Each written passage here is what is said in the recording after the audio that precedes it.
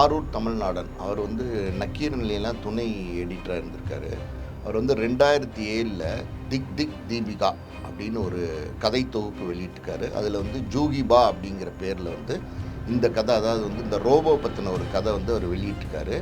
இந்த கதை வந்து சங்கர் எடுத்தார்ல எந்திரன், இந்த கதைக்கும் இந்த திக் திக் தீபிகாவில் வந்த அந்த ஜூகிபாங்கிற கதைக்கும் நிறைய தொடர்பு இருக்குது அப்படின்னு சொல்லி ஆரூர் தமிழ்நாடான் வந்து 2011 ஒரு வழக்கு தொடுக்கிறாரு நம்ம சென்னை ஹைகோர்ட்டில். அதாவது வந்து 2010 எந்திரன் வருது. எந்திரன் வந்ததுக்கப்புறம் என்னுடைய கதை தான் இந்த கதை, என்னுடைய கதையை திருடி தான் சங்கர் இந்த படத்தை பண்ணியிருக்காரு எந்திரன் அப்படின்னு சொல்லிட்டு அந்த வழக்கு தொடர்ந்து சங்கருக்கும் ஆரூர் தமிழ்நாடானுக்கும் இந்த வழக்கு தொடர்ந்து நடந்துக்கிட்டே இருக்குது. அப்புறம் அப்பீல் போகிறாங்க. இந்த மாதிரி போயிட்டே இருக்கும்போது ஒரு கட்டத்துக்கு மேலே இப்போ சமீபத்தில் வந்து இந்த கதையில் வந்து கிட்டத்தட்ட இந்திரன் கதைக்கும் ஆரூர் தமிழ்நாடானுடைய கதைக்கும் 16 ஒற்றுமைகள் இருக்குது அப்படிங்கிறத நீதிபதி வந்து ஃபைண்ட் அவுட் பண்ணி சொல்லியிருக்காங்க. அதாவது என்ன இதிலேருந்து பொருள் அப்படின்னா, இந்த கதை வந்து ஆரூர் தமிழ்நாடானோட கதை, அதை வந்து சங்கர் திருடி எடுத்திருக்கிறார் அப்படின்னு தான் இதனுடைய பொருள். புரியுது அவங்களுக்கு? இதில் வந்து இடி உள்ளே வந்திருக்காங்க. இடி எதுக்கு இதுக்குள்ளே உள்ளே வராங்க அப்படின்னா, திட்டமிட்டு செய்த குற்றம், அதன் மூலம் ஈட்டிய வருவாய், இப்படி இருக்கும்போது அது வந்து தப்பான வழியில் வந்த வருவாய், அந்த வருவாய் இருக்கும்போது அதாவது வந்து பிளான்டு கிரிமினல் ஆக்டிவிட்டி, அதன் மூலமாக ஒரு வருவாய் வருது, ஒரு இன்கம் வருது அப்படின்னும் போது அந்த இன்கம் வந்து இடி வந்து தலையிடுவாங்க. இந்த படத்தோட சம்பளம் 10 கோடி. 2 பெரிய படங்கள் தோத்துருக்காரு. இந்தியன் 2 வந்து கேம் சேஞ்சர், லைக்காக்கும் பெரிய நஷ்டம், தில்ராஜுக்கும் பெரிய நஷ்டம். இப்போ அடுத்து அவரை வச்சு படம் யார் எடுக்க வருவாங்கன்னு நினைக்கிறீங்க? சரி, ஏன் முருகதாஸ் வந்து இந்த தர்பார் அந்த இன்னொரு படம் சர்க்கார் எல்லாம் கொடுத்துட்டு ஏன் முருகதாஸ் வந்து அடுத்த படம் எடுக்க முடியாமல் இவ்வளோ நாள் கஷ்டப்பட்டார்? ஸோ சிவகார்த்திகேயன் மட்டும் கை கொடுக்கலன்னா முருகதாஸோட நிலைமை. இது போன்ற எக்ஸ்க்ளூசிவான வீடியோக்களை தொடர்ந்து காண மீடியா சர்க்கிள் சேனலை சப்ஸ்கிரைப் பண்ணுங்க.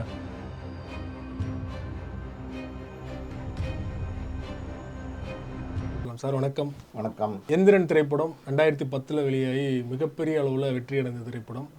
அந்த திரைப்படத்தோட கதை என்னோடது தான் அப்படின்னு சொல்லிட்டு ஆரூர் தமிழ்நாடன் அப்படிங்கிற எழுத்தாளர் வந்து 2011 வழக்கு தொடர்ந்தார். அந்த வழக்கு தொடர்பாக நேற்று பார்த்தீங்கன்னா 10 கோடி ரூபாய் சங்கர் அவர்களுடைய சொத்துக்களை வந்து 3 சொத்துக்களை வந்து முடக்கியிருக்காங்க. இதோட பின்னணி என்ன சார்? ஆரூர் தமிழ்நாடன் அவர் வந்து நக்கீரன் நிலையெல்லாம் துணை எடிட்டராக இருந்திருக்காரு. அவர் வந்து 2007 திக் திக் தீபிகா அப்படின்னு ஒரு கதை தொகுப்பு வெளியிட்டிருக்காரு. அதில் வந்து ஜூகிபா அப்படிங்கிற பேரில் வந்து இந்த கதை, அதாவது வந்து இந்த ரோபோ பற்றின ஒரு கதை வந்து அவர் வெளியிட்டிருக்காரு. இந்த கதை வந்து சங்கர் எடுத்தார்ல எந்திரன், இந்த கதைக்கும் இந்த திக் திக் தீபிகாவில் வந்த அந்த ஜூகிபாங்கிற கதைக்கும் நிறைய தொடர்பு இருக்குது அப்படின்னு சொல்லி ஆரூர் தமிழ்நாடான் வந்து 2011 ஒரு வழக்கு தொடுக்கிறாரு நம்ம சென்னை ஹைகோர்ட்டில். அதாவது வந்து 2010 எந்திரன் வருது. எந்திரன் வந்ததுக்கப்புறம் என்னுடைய கதை தான் இந்த கதை, என்னுடைய கதையை திருடி தான் சங்கர் இந்த படத்தை பண்ணியிருக்காரு எந்திரன் அப்படின்னு சொல்லிட்டு அந்த வழக்கு வந்து தொடர்ந்து நடந்துக்கிட்டே இருக்குது. நடந்துட்டு இருக்கும்போது ஒரு ஸ்டேஜுக்கு மேலே இந்த வழக்கில் வந்து கலாநிதி மாறனையும் சேர்த்து, அதாவது சங்கர் கலாநிதி மாறன் 2 பேர் மேலே இந்த வழக்கு தொடுக்கிறாரு. ஒரு ஸ்டேஜில் வந்து நீதிமன்றம் சொல்லுது, கலாநிதி மாறன் வந்து இந்த படத்தினுடைய தயாரிப்பாளர் தான், இந்த கதை திருட்டுக்கும் கலாநிதி மாறனுக்கும் எந்த தொடர்பும் இல்லை, அதனால் கலாநிதி மாறனை இந்த வழக்கிலிருந்து விடுவிக்கிறோம் அப்படின்னு சொல்லிட்டு அந்த வழக்கிலேருந்து கலாநிதி மாறனை நீக்கிடுறாங்க. தொடர்ந்து சங்கருக்கும் அந்த ஆரூர் தமிழ்நாடானுக்கும் இந்த வழக்கு தொடர்ந்து நடந்துக்கிட்டே இருக்குது. அப்புறம் அப்பீல் போகிறாங்க. இந்த மாதிரி போயிட்டே இருக்கும்போது ஒரு கட்டத்துக்கு மேலே இப்போ சமீபத்தில் வந்து இந்த கதையில் வந்து கிட்டத்தட்ட இந்திரன் கதைக்கும் ஆரூர் தமிழ்நாடானுடைய கதைக்கும் 16 ஒற்றுமைகள் இருக்குது அப்படிங்கிறத நீதிபதி வந்து ஃபைண்ட் அவுட் பண்ணி சொல்லியிருக்காங்க. அதாவது என்ன இதிலேருந்து பொருள் அப்படின்னா, இந்த கதை வந்து ஆரூர் தமிழ்நாடானோட கதை, அதை வந்து சங்கர் திருடி எடுத்திருக்கிறார் அப்படின்னு தான் இதனுடைய பொருள். புரியுது அவங்களுக்கு? முழுசாக அது இன்னும் அப்படி சொல்லலையானாலும் அது வந்து அப்படி தான் பொருளாகும். காரணம் என்னென்னா, இப்போ இதில் வந்து இடி உள்ளே வந்திருக்காங்க. இடி எதுக்கு இதுக்குள்ளே உள்ளே வராங்க அப்படின்னா, திட்டமிட்டு செய்த குற்றம், அதன் மூலம் ஈட்டிய வருவாய், இப்படி இருக்கும்போது அது வந்து தப்பான வழியில் வந்த வருவாய், அந்த வருவாய் இருக்கும்போது அதாவது வந்து பிளான்டு கிரிமினல் ஆக்டிவிட்டி, அதன் மூலமாக ஒரு வருவாய் வருது, ஒரு இன்கம் வருது அப்படின்னும் போது அந்த இன்கம் வந்து இடி வந்து தலையிடுவாங்க. அந்த படத்தோட சம்பளம் 10 கோடி, 10 கோடி. அந்த 10 கோடிக்கான சொத்தை வந்து சங்கரோட சொத்தை வந்து இப்போ சமீபத்தில் இடி முடக்கியிருக்காங்க. இந்த வழக்கின் தீர்ப்பு இன்னும் வரல. அந்த வழக்கின் தீர்ப்பு வரும்போது எவ்வளோ பணம் வந்து அந்த ஆரூர் தமிழ்நாடான் கொடுக்க சொல்லி அந்த கோர்ட் சொல்கிறாங்களோ அதுக்கு ஈடான தொகையாக இதை வச்சுருப்பாங்க. இந்த பணம் வந்து அவர் வந்து வேற ஒருத்தருடைய கதையை திருடி எடுத்தார், அதன் மூலம் வருமானம் ஈட்டினார், அதாவது சம்பளம் வாங்கினார், அதனால் அந்த ஈடான தொகைக்கான சொத்தை இப்போ முடக்கி வச்சுருக்காங்க. புரியுது உங்களுக்கு? இந்த தீர்ப்பு வர வரைக்கும் இது இப்படி தான் இருக்கும். இது இனி என்ன பண்ணுறாங்க அப்படிங்கிறது பார்க்கணும். இந்த இடத்துல ஈடி ஏன் உள்ளே வருதுன்னா, ஒரு 1 லட்சம், ஒரு 4 லட்சம், 10 லட்சம் இந்த மாதிரி கதை திருட்டு ஒரு வழக்கு தொடர்றாங்க அப்படின்னா இடியெல்லாம் உள்ளே வர மாட்டாங்க. 1 கோடிக்கு மேலே ஒரு வழக்கு, அதனால் வந்து ஒரு எஃப்ஐஆர் பதிஞ்சிருக்காங்க அப்படிங்கிற மாதிரி இருந்துச்சுன்னா இடி வந்து ஆட்டோமேட்டிக்காக உள்ளே வருவாங்க. இந்த இடத்துல பார்த்தீங்கன்னா வந்து கிட்டத்தட்ட 10 கோடிக்கு மேலே இருக்குது இந்த அமௌண்ட்டு, அதனால் இடி உள்ளே வந்திருக்காங்க. இப்போ இனி என்ன நடக்குங்கிறத பொறுத்துன்னு தான் பார்க்கணும். எனக்கு தெரிஞ்ச வகையில் இனிமேல் வந்து இது எப்படியாவது காம்ப்ரமைஸ் பண்ணி முடிக்கிறதுக்கு தான் பார்ப்பாங்க. 2011 இந்த வழக்கை தொடுக்கும் போது ஆரூர் தமிழ்நாடான் வந்து 1 கோடி ரூபா ஈடு கேட்டிருந்தார் அந்த கதையை திருடினதுக்கு. அன்னைக்கு வந்து அது வழக்காக மாறி நடந்துக்கிட்டே இருந்துச்சு. கிட்டத்தட்ட 15 வருஷ காலம் அந்த வழக்கு நடந்திருக்கு. ஒருத்தர் வந்து 15 வருஷ காலம் வந்து மன உளைச்சலுக்கு ஆளாக்கப்படுகிறார். அதாவது வந்து தொடர்ந்து கோர்ட்டுக்கு போகிறாரு, தொடர்ந்து வந்து அந்த வழக்கத்தை பின்தொடர்றாரு, தொடர்ந்து நிறைய விஷயங்களை ஃபாலோ பண்ணிக்கிட்டே வர்றார், வக்கீல் ஃபீஸ் கொடுக்குறாரு, எல்லாம் இருக்கும்போது இனி வந்து தீர்ப்பு வரும்போது எவ்வளவு ஈடான அமௌண்ட் கொடுக்க சொல்லுவாங்க அப்படிங்கிறது யாருக்குமே தெரியாது. ஸோ அப்படி இருக்கும்போது மேக்ஸிமம் இது காம்ப்ரமைஸ் பண்ணி முடிச்சுக்கிறது தான் நல்லது. அப்படி தான் இது போகும்னு நினைக்கிறேன். அப்படி இது நிரூபிக்கப்பட்டு இது காம்ப்ரமைஸ் எதுவுமே இல்லைனாலும், அதாவது ஒரு பெரிய தொகை ஆரூர் தமிழ்நாடானுக்கு கொடுக்க வேண்டி வரும். அதோடு சேர்த்து 7 ஆண்டு வரை சிறையும் கிடைக்கும் அப்படிங்கிறாங்க. சட்டம் ஆமாம் கன்ஃபார்ம் ஆனால்.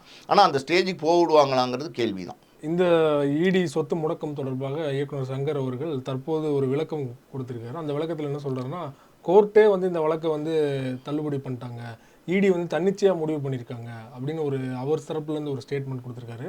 நான் அப்பீல் போப்புறேன்னு சொல்லியிருக்காரு.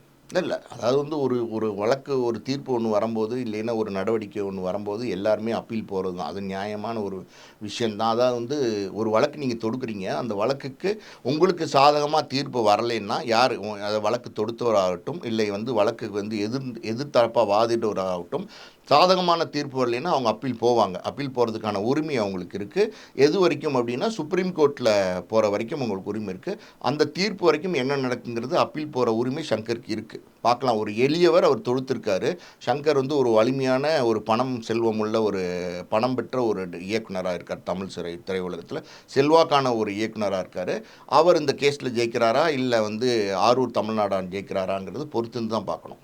கதை திருட்டு தொடர்பாக ஏதாவது ஒரு இயக்குனருக்கு இந்த மாதிரி நடந்திருக்கா? கிட்டத்தட்ட 10 கோடி ரூபாய்க்கு மேலே சொத்துக்கள் முடக்கியிருக்காங்க இல்லையா? இதுதான் முதல் முறையா? இல்லை, எனக்கு தெரிஞ்சு இந்த இடி தலையீடு வரைக்கும் போனது இல்லைன்னு நினைக்கிறேன். காரணம் என்னென்னா, ஒரு கதை திருட்டுனும் போது அது 1 கோடி ரூபா கேட்பாங்க, 50 லட்சம் கேட்பாங்க, அந்த மாதிரி தான் போயிருக்கும். கோர்ட்டில் அந்த தீர்ப்பு வந்து அவங்களுக்கு சாதகமாக இல்லாமல் இருந்திருக்கலாம். அந்த மாதிரி நிறைய விஷயங்கள் இருக்குது. அதாவது எழுத்தாளருக்கு சாதகம் இல்லாமல் இருந்திருக்கலாம் நிறைய விஷயங்கள். ஆனால் இது வந்து பெரிய தொகையாக இருக்குது. கிட்டத்தட்ட 10 கோடி ரூபான்ற போது அது இடி தலையிட்டிருக்காங்க. அப்படி தான் நினைக்கிறேன். இது வரைக்கும் அப்படி நடந்ததா எனக்கு தெரிஞ்சு இல்லை. ஒருவேளை வந்து சங்கர் தரப்புல இருந்தோ ஆரூர் தமிழ்நாடு தரப்புல இருந்தோ காம்ப்ரமைஸ் போனாங்கன்னா எப்படி அவங்களோட டேர்ம்ஸ் இருக்குன்னு நினைக்கிறீங்க? கோர்ட்ல நடக்கிறது வேற, கோர்ட்டுக்கு வெளியே இல்லை, கோர்ட்டுக்கு வெளியிலையும் காம்ப்ரமைஸ் பண்ணாலும் கோர்ட்டுக்கு போய் தான் அதை காம்ப்ரமைஸை முடிக்க வேண்டி வரும். சரி, நீங்கள் வந்து இப்போ கோர்ட்டுக்கு போயிட்டீங்க, இப்போ வந்து நீங்கள் வந்து 2 பேரும் வந்து பேசி ஒரு மீடியேட்டர் மூலமாக பேசி 2 பேருமே வெளியில், கோர்ட்டுக்கு வெளியில் வந்து இது ஏதோ ஒரு அமௌண்ட்டு நான் கொடுத்துட்றேன், இந்த வழக்கை வித்ட்ரா பண்ணிடுங்கிற மாதிரி ஏதோ ஒரு பேச்சுவார்த்தை நடந்து, அதுக்கு அதாவது வந்து ஆரூர் தமிழ்நாடான் வந்து ஒத்துக்கிட்டு அது வந்து சரின்னு சொல்லி சம்மதப்பட்டால் கூட இந்த வழக்கை இனிமேல் கோர்ட்டில் போய் தான் அது முடிக்க முடியும். நாங்கள் வந்து ஒரு காம்ப்ரமைஸ்க்கு வந்துட்டோம், இந்த வழக்கை நான் வித்ட்ரா பண்ணிக்கிறேன், எனக்கு இந்த அமௌண்ட்டை ஈடு அவர் கொடுக்குறேன்னு சொல்லியிருக்காரு, எல்லாமே கோர்ட்டில் சொல்லி தான் இனி முடிக்க முடியும். ஏன்னா இது கோர்ட்டில் இருக்குது பல வருஷங்களாக. கோர்ட்டுக்கு தெரியாமல், கோர்ட்டில் சொல்லாமல் இனி இதை முடிக்க முடியாது. இந்த வழக்கை வந்து சங்கர் அவர்கள் சீரியஸ் எடுத்துக்கலையோ? ஏன்னா வந்து 2010 வந்து இந்த படம் வருது, 2011 வழக்கு தொடர்றாரு.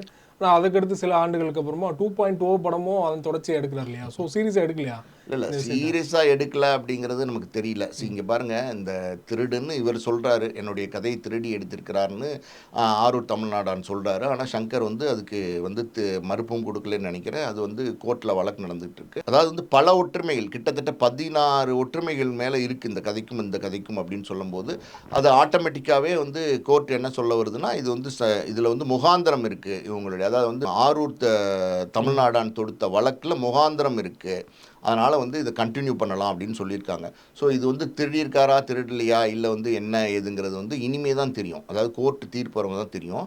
அதாவது வந்து பொதுவாகவே சார், ஒரு வழக்கு அப்படின்னும் போது தொடுக்கிற காலத்தில் அதனுடைய பின் விளைவுகள் யாருக்குமே தெரியாது. அவர் அன்னைக்கு கேட்டது 1 கோடி ரூபா தான், புரியுது உங்களுக்கு? இப்போ இந்த வழக்கில் ஜெயிச்சார்னா பெரிய ஈடு, அதாவது பெரிய நஷ்ட ஈடு கொடுக்க வேண்டி வரும் சங்கர், ஆரூர் தமிழ்நாடானுக்கு. இப்போ வந்து இந்த ஸ்டேஜில் வந்து என்ன செய்வாங்க அப்படின்னு தெரியாது. அதாவது நம்ம பார்த்துக்கலாம், நடக்கிறது நடக்கட்டும் அப்படின்னு நினைக்கும் போது, அன்னைக்கு 2011, இன்னைக்கு 2025, கிட்டத்தட்ட 14 வருட காலகட்டம் ஆகிப்போச்சு. அன்னைக்கு நின்று யோசிக்கும் போது பார்த்துக்கலாம் அப்படின்னு தான் தோணும். இன்னைக்கு வந்து டைரெக்டாக ஒரு விஷயம் அட்டாக் பண்ணும்போது இப்போ வந்து என்ன பண்ணுறதுன்னு யோசிப்பாங்க. இந்த வழக்கு, இந்த இடி முடக்கம், சொத்து முடக்கம்லாம் பார்த்தீங்கன்னா ஒரு 2-3 வருடத்துக்கு முன்னாடி வந்திருந்தா கூட ஒன்றும் தெரிஞ்சிருக்காது. தொடர்ச்சியாக சங்கர் அவர்களுக்கு 2 தொடர் தோல்வி படம், ஏற்கனவே வந்து அவர் வந்து நூடுல்ஸ் ஆயிருக்காரு. அந்த சமயத்தில் இப்படி ஒரு 10 கோடி ரூபாய் முடக்கம், நேரம் சரியில்லையோ சங்கர் அவர்களுக்கு? இல்லை நேரம் சரியில்லைன்னா சொல்ல முடியாது. அது வந்து அன்னைக்கு என்ன நடந்துச்சு, இந்த வழக்கில் என்ன நடக்குதுன்னு நம்ம சொல்ல முடியாது. அதாவது வந்து இந்தியன் 2 கேம் சேஞ்சர் தோல்வி தானே நீங்கள் சொல்கிறீங்க. அதாவது வந்து தொடர் தோல்விக்கு காரணம் என்னென்னா சார், நம்ம ஆல்ரெடி முன்னாடியே பேசினது தான். அதாவது வந்து ஒரே டெம்ப்ளேட்டில் படம் எடுத்துகிட்டு வர்றாரு. அதே மாதிரி ஒரு லஞ்சம் ஊழல் இதை பற்றியே பேசிகிட்டே இருந்தீங்கன்னா, இந்தியன் படத்துலேயும் அதான் பேசினார், இந்தியன் 2லேயும் அதான் பேசினார். இப்போ ரொம்ப மாறி போச்சு. நிறைய லவ் டுடே மாதிரி படங்கள்லாம் வந்து, பார்க்கிங் மாதிரி படங்கள்லாம் வந்து, வேறு வேறு மாதிரி மகாராஜா மாதிரி ஒரு சின்ன குப்பைத்தட்டி காணாங்கிற ஒரு சின்ன லைனை வச்சுட்டு ட்ராவல் பண்ணாங்க. இந்த மாதிரி பண்ணிகிட்டு இருக்கும்போது புதுசாக மக்கள் வந்து எதிர்பார்க்க ஆரம்பிச்சிட்டாங்க. பழைய விஷயங்கள் இருக்குது பார்த்தீங்களா, அது ரொம்ப ஃபேட் அவுட் ஆகிப்போச்சு. ஒரு காலத்தில் வந்து காதல் கதையை வந்து ரொம்ப அழகாக சிம்பிளாக சொல்லிட்டு போவாங்க. 2 பேர் காதலிப்பாங்க, கடைசியில் சேருவாங்களா சேர மாட்டாங்களா அப்படிங்கிறது கிளைமேக்ஸ் இருக்கும். பல கதைகளில் வந்து சேர்ந்துருவாங்க, சில கதைகளில் வந்து இறந்துருவாங்க. இப்போ கிளிஞ்சல்கள்னு ஒரு படம் வந்துச்சு, பயங்கரமான சூப்பர் ஹிட் படம். அந்த படத்தில் பார்த்தீங்கன்னா அந்த பெண் இறந்துருவா, அப்புறம் மோகன் இறந்துருவார், அந்த மாதிரிலாம். அதாவது ட்ராஜடியான கிளைமேக்ஸில் நிறைய படங்கள் வெற்றி அடைஞ்சிருக்கு. சக்ஸஸ் ஆன படங்களில் வந்து அலைகள் ஓய்தலை மாதிரி நிறைய படங்கள் வெற்றி அடைஞ்சிருக்கு. அது மாதிரி இது மாதிரி இப்போ கதைகள் வந்துட்டு இருந்துச்சு. அப்புறம் மாற மாற மாற அந்த மாதிரி கதைகள்லாம் இப்போ யாரும் விரும்புறதில்ல. இப்போ வந்து இந்த லஞ்சம் ஊழல் இதையே திருப்பி திருப்பி பேசிக்கிட்டு இருக்கிறதுனால எந்த பிரயோஜனமும் கிடையாது. ரெண்டாவது வந்து சொசைட்டிக்காண்டி ஏதாவது சங்கர் சொல்கிறாரா அப்படின்னா, சொசைட்டிக்கு இது வரைக்கும் எந்த கதையிலையும் எதுவும் சொன்னது மாதிரியே தெரியல. இதே மாதிரி லஞ்சம் ஊழல் பற்றி படங்களில் அவர் தொடர்ந்து பேசிகிட்டே வராரு. இப்போ இந்த பேச்சு இந்த பல படங்களில் சொல்லிட்டு வரார் இல்லையா, அந்த வந்து யாராவது திருந்துறாங்களா? அதான் ஒருத்தனாவது வந்து நான் லஞ்சம் வாங்கலை, சங்கர் படத்தை பார்த்து நான் இனிமேல் லஞ்சம் வாங்க மாட்டேன் அப்படின்லாம் சொல்கிறாங்களா? கிடையாது. சொசைட்டி வந்து கரப்டாக இருக்குது. சொசைட்டியில் எல்லோரும் லஞ்சம் வாங்குறாங்க, போகிறாங்க. அதை நீங்கள் வந்து திருத்தணும்னா திருத்துற மாதிரி அழுத்தமான கருத்தாக சொல்லணும். அழுத்தமான கருத்து இல்லாமல் மேலோட்டமாக அதில் ஒரு கமர்ஷியல் மசாலா, மாயா மச்சிந்தா மாதிரி சாங்கு அப்படி இப்படின்னு போயிட்டு இருக்கும்போது அப்படி தான் இருக்கும். நேற்று கூட மீம்ஸ்லாம் போட்டிருந்தாங்க, ஊழல் லஞ்சத்துக்கு எதிராக படம் எடுக்கிறாரு, பார்த்தா அவருக்கே வந்து ஊழல் பண்ணிட்டாரு சொல்லிட்டு அவர் சொத்தையே முடக்கிட்டாங்க. ஆமாம், இதை வச்சு அவர் ஒரு படம் எடுக்கலாம். இந்த மாதிரி கதை திருடினதுக்கு அவர் என்ன பண்ணலாம் அப்படிங்கிற மாதிரி ஒரு கதையோடு எடுக்கலாம், அவரே கூட எடுக்கலாம். கிட்டத்தட்ட வேல்பாரி படம் வந்து அவருடைய ட்ரீம் ப்ராஜெக்ட் அப்படிலாம் சொன்னார். படம் எடுக்க போகிறதா கிட்டத்தட்ட 1000 கோடி பட்ஜெட்லாம் வந்து பேச்சுவார்த்தை நடைபெற்றதா செய்திகள் வந்தது. ஆனால் திடீர்னு பார்த்தீங்கன்னா விக்ரம் அவர்களுடைய பையன் துருவை வச்சு ஒரு சின்ன பட்ஜெட்டை வச்சு படம் எடுக்க போகிறேன்னு சொல்கிறார் இல்லையா? என்ன ரீசனால் வந்து இந்த 2 படங்கள் தோல்வினால தான் யாரும் தயாரிக்க முன் வரலையா சார்? அதாவது 2 பெரிய படங்கள் தோற்றுருக்காரு. இந்தியன் 2 வந்து கேம் சேஞ்சர், 2 பெரிய படங்கள் தோற்றுருக்காரு. லைக்காக்கும் பெரிய நஷ்டம், தில்ராஜுக்கும் பெரிய நஷ்டம். இப்போ அடுத்து அவரை வச்சு படம் யார் எடுக்க வருவாங்கன்னு நினைக்கிறீங்க? சரி, ஏன் முருகதாஸ் வந்து இந்த தர்பார் அந்த இன்னொரு படம் சர்க்கார் எல்லாம் கொடுத்துட்டு ஏன் முருகதாஸ் வந்து அடுத்த படம் எடுக்க முடியாமல் இவ்வளோ நாள் கஷ்டப்பட்டார்?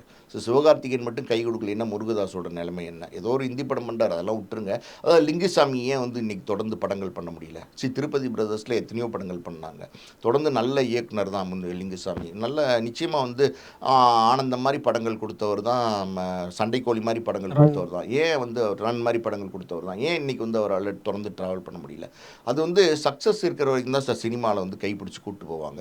சக்ஸஸ் இல்லைன்னா டொப்புன்னு தூக்கி போட்டுருவாங்க. இது யதார்த்தம், எல்லாருக்கும் உண்மை. ரெண்டாவது வந்து பார்த்திங்கன்னா ஒரு சேச்சுரேஷன் பாயிண்ட்டுன்னு ஒன்று இருக்குது. அதாவது வந்து இவர் கிட்டத்தட்ட பார்த்திங்கன்னா 92 காலகட்டத்திலேருந்து இன்றைக்கி 33-34 வருஷமாக சங்கர் தொடர்ந்து ட்ராவல் பண்ணிட்டு வரார் சினிமாவில். நிறையா பிரம்மாண்ட படங்கள் கொடுத்துருக்காரு. எல்லா படமும் ஆக மோசம் அப்படின்லாம் சொல்லிட முடியாது. சங்கர் படங்கள் வெற்றி அடைஞ்ச படங்கள் நல்ல படங்கள் தான், அதில் ஒன்றும் சந்தேகம் இல்லை. அதுவும் இல்லாமல் தமிழ் திரையுலகில் வந்து மணிரத்னம் ஒரு பக்கம் வந்து ஒரு வித்தியாசமான டெக்னிக்கல் ஸ்கில்டு டேரக்டர்னு அந்த காலத்தில் பார்க்கப்பட்ட போது, சமகாலத்தில் வந்து சங்கரும் என்ட்ரி கொடுத்து இவர் வேறு மாதிரி இன்னும் ஒரு இன்ட்ரெஸ்டிங்காக, அதாவது டெக்னிக்கலி வெல் ஸ்கில்டு ஒரு டேரக்டராக வந்து ஒரு தன்னை காட்டிட்டார். அது உண்மையும் கூட. இன்றைக்கி வரைக்கும் தமிழ் சினிமாவுக்கு ஒரு பெருமை சேர்க்கக்கூடிய டேரக்டர் தான் சங்கர், மணிரத்னம் எல்லாருமே. ஆனால் ஒரு சேச்சுரேஷன் பாயிண்ட்டுன்னு ஒன்று வரும் சார். அது ஒரு சிலர் வந்து அப்படியே அதை பிடிச்சி அப்படியே ட்ராவல் பண்ணுவாங்க. அப்படி ஒருத்தர் சொல்லணும்னா நம்ம மணிரத்னத்தை சொல்லலாம். அவர் வந்து அப்படி பார்த்தீங்கன்னா வந்து இப்போ ஒரு கமலஹாசன் படம் பண்ணுறாரு, தக் லைஃப். அதில் வந்து கமலஹாசனே பெரிய ஹீரோ தான். அதில் ஒரு சிம்புவை கொண்டு வந்து போடுறாரு. சிம்புக்கு ஒரு ஆடியன்ஸ் இருக்காங்க. சிம்புக்கும் கமலஹாசனுக்கும் பார்த்தீங்கன்னா ஒரு டான்ஸ்லாம் பரபரப்பாக இருக்குங்கிறாங்க. அது மாதிரி ஏதோ ஒன்று பண்ணி ட்ராவல் பண்ணிகிட்டே இருக்கார். சங்கரை பொறுத்த வரைக்கும் என்னென்னா, அவர் வந்து தயாரிக்கிற படங்கள் வந்து பயங்கர பிரம்மாண்டமாக இருக்குது. இப்போ மணிரத்னம் வந்து பொன்னியின் செல்வனே இருக்குது பார்த்தீங்களா, அது லைக்காக ஃபஸ்ட் காப்பியில் பண்ணார். கிட்டத்தட்ட 250-300 கோடிக்குள்ளே பண்ணார் 2 பார்ட்டுமே. ஸோ அது இப்போ இதே பொன்னியின் செல்வத்தை சங்கர்கிட்ட கொடுத்துருந்தீங்கன்னா கிட்டத்தட்ட ஒரு 1000 கோடி 700 கோடி கொண்டு போயிருப்பார். இந்த மாதிரியான வித்தியாசங்கள் இருக்கும்போது, வெற்றிகள் கொடுக்கும்போது, தயாரிப்பாளருக்கு லாபம் வரும்போது நிச்சயமாக வந்து அவங்க வந்து அடுத்தடுத்து தொடர்ந்து படம் தயாரிக்கிறதுக்கு முன் வருவாங்க. மணிரத்னம் அவர்களோட காலத்துக்கு ஏற்றாப்புல மாறிட்டாரு. ஆனால் சங்கர் மாறிட்டாருன்னு சொல்லி ட்ரெண்டுக்கு ஏற்ற மாதிரி மாறிட்டாரு அப்படின்னு நம்ம சொல்ல முடியாது. காரணம் என்னென்னா, மணிரத்னம் சாரோட ஆரம்ப கால படங்கள் பார்த்தீங்களா, நாயகன், தளபதி, நட்சத்திரம், அப்புறம் பார்த்தீங்கன்னா பகல் நிலவு, நிறைய படங்கள், ஒவ்வொரு படங்களும் பார்த்தீங்கன்னா மௌனராகம், எல்லாமே வித்தியாசமாக கவனிச்சாங்க. இன்றைக்கி பாருங்கள், அந்த அளவுக்கு பரபரப்பாக கிடையாது. இப்போ ஏஆர் ரஹ்மான் ஒரு காலத்தில் வந்தபோது சின்ன சின்ன ஆசைன்னு ஒரு பாட்டு போட்டபோது எல்லாருமே கவனிச்சாங்க. அதாவது வந்து ஏஆர் ரஹ்மானை உடனே தலையில் தூக்கி கொண்டாட ஆரம்பிச்சிட்டாங்க. ஒவ்வொரு படம், அதாவது அதுக்கப்புறம் வந்த காதலன், பல படங்கள் அவருடைய பாட்டுகள் வரும்போதே எப்போ வருதுன்னு ஆர்வமாக கேட்டுருந்தாங்க. இப்போ அப்படி இல்லை பார்த்தீங்களா, மாறிடுச்சு. அனிருத் வந்துட்டார். வேறு ட்ரெண்டு மாறிக்கிட்டே இருக்கும். இந்த ட்ரெண்ட் சேஞ்சு இதெல்லாம் வந்து எப்படின்னா ஒரு சேச்சுரேஷன் பாயிண்ட்டை பழைய ஆளுங்கள் கொண்டு வரும். இது இயற்கை. அப்படி இருக்கும்போது சங்கருக்கு ஒரு சேச்சுரேஷன் பாயிண்ட் இது. அப்படி தான். அதாவது அடுத்தடுத்த படங்கள் வேல்பாரி பண்ணலாம் அப்படின்னா கிட்டத்தட்ட 1000 கோடி பட்ஜெட்டு. அந்த பட்ஜெட்டுக்கு தயாரிப்பாளர் இல்லை ஒரு பக்கம். இன்னொரு பார்த்தீங்கன்னா பெரிய நடிகர்கள் யாராவது இன்றைக்கி மறுபடியும் சங்கரை நம்பி டேட்ஸ் கொடுப்பாங்கன்னா கொடுக்க மாட்டாங்க. அதாவது வந்து வெற்றி கொடுத்துட்டே இருந்தீங்கன்னு வச்சுக்கோங்க, நான் நடிக்கிறேன் நீ நடிக்கிறேன்னு போட்டி போடுவாங்க. ஆனால் தோல்வி கொடுக்க ஆரம்பிச்சிட்டிங்கன்னா யாருமே வர மாட்டாங்க. இது சினிமாவில் இயற்கை. அதனால் இந்த நிலைமை வந்து சங்கருக்கும் வந்திருக்கு. இப்போ ஏதோ விக்ரம் பையன் துருவ் விக்ரம் வச்சு ஒரு படம் பண்ண போகிறதா சொல்கிறாங்க. அது இன்னும் கன்ஃபார்ம் ஆகலை. 2010 ஏற்பட்ட கதை திருட்டுக்கு கிட்டத்தட்ட 15 வருடம் கழித்து நடவடிக்கை எடுக்கப்பட்டிருக்கு இல்லையா? ஸோ தொடர்ச்சியாக வந்து தமிழ் சினிமாவில் வந்து கதை திருட்டு அப்படிங்கிறது சாதாரணமாக நடந்துகிட்டு இருக்கு. இனிமேல் வந்து டேரக்டர்களுக்கு ஒரு பயம் வருமா, இந்த மாதிரி தீர்ப்பு 15 வருஷம் கழிச்சு கூட வரும் அப்படிங்கிறதுனால? இது வந்து எப்படி சொல்கிறது, பயம்லாம் வரவே வராது சார். திருடுறவங்க திருடிகிட்டே தான் இருப்பாங்க. புரியுது உங்களுக்கு? அதாவது வந்து சாதாரணமாக இது வந்து கேஷுவலாக அந்த நாட்டு எடுக்கிறதுங்கிறது ஃபாரின் படம், கொரியன் படம், ரஷ்யன் படம், அப்படி நிறைய இடங்கள்லேருந்து எடுக்க ஆரம்பித்தாங்க. இப்போ வந்து தமிழ் கதைகளை வந்து நிறையா இருக்கிற கதைகளை, இப்போ அசிஸ்டன்ட் டேரக்டராக ஒரு கதை சொல்கிறாரு, அவர் சொல்கிற கதை நல்லாயிருக்கும், அந்த நாட்டை அப்படியே எடுத்துருவாங்க, டக்குன்னு டெவலப் பண்ணிடுவாங்க. நிறையா பாதிக்கப்பட்ட அசிஸ்டன்ட் டேரக்டர்ஸ் அந்த மாதிரி இருக்காங்க. அவங்களோட கதைகள் நிறைய திருடப்பட்டுட்டு வருது. பல வழக்குகள் இப்போ வந்துகிட்டே இருக்குது. ஒரு உதாரணத்துக்கு முருகதாஸ் இந்த மாதிரி வழக்கில் சிக்கினார். அட்லி மேலே பார்த்தீங்கன்னா தொடர்ந்து வந்து பல படங்களை வந்து கொஞ்சம் கொஞ்சமாக எடுத்து ஒரு கதையை கோக்குறாருங்கிற குற்றச்சாட்டுகள் இருந்துகிட்டே இருக்குது.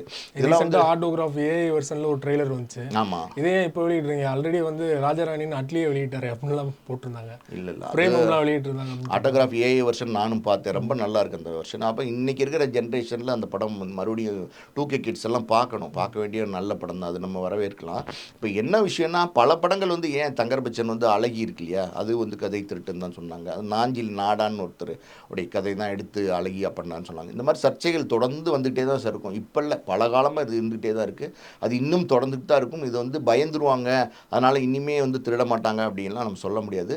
ஒரு விதத்தில் பார்த்தா இன்ஸ்பிரேஷன் சொல்லலாம், ஒரு விதத்தில் பார்த்தா திருடுன்னு சொல்லலாம். அது முழுக்க எடுக்கிறதுங்கிறது திருடு, கொஞ்சம் அந்த லைன் எடுத்து ஒரு கதை பண்ணுறதுங்கிறது ஒரு இன்ஸ்பிரேஷன். எவ்வளவோ இயக்குநர்கள் வந்து கரெக்டாக தங்கர் பச்சன் எடுத்தது வந்து கரெக்டாக மேற்கோள் கட்டி பேசுகிறீங்க சார். இல்லை, பல இயக்குநர்களை பற்றி பேசிகிட்டு இருக்கும்போது தங்கர் பச்சனை பற்றி சொல்கிறோம், அவ்வளோதான். மற்றபடி தங்கர் பச்சனை மேற்கோள் காட்டணும் நமக்கு என்ன சார் அவசியம் இருக்குது? அப்படிலாம் கிடையாது. அந்த நேரம் அலை வெளியான போது இப்படி ஒரு சர்ச்சை வந்தது. அது அப்புறம் என்ன ஆச்சுன்னு தெரில. ரொம்ப நன்றி சார். உங்கள் நேரத்தை ஒதுக்கி பல்வேறு தகவல் எங்களோட பகிர்ந்து கொண்டீங்க. முக்கிய நன்றி. நன்றி சார்.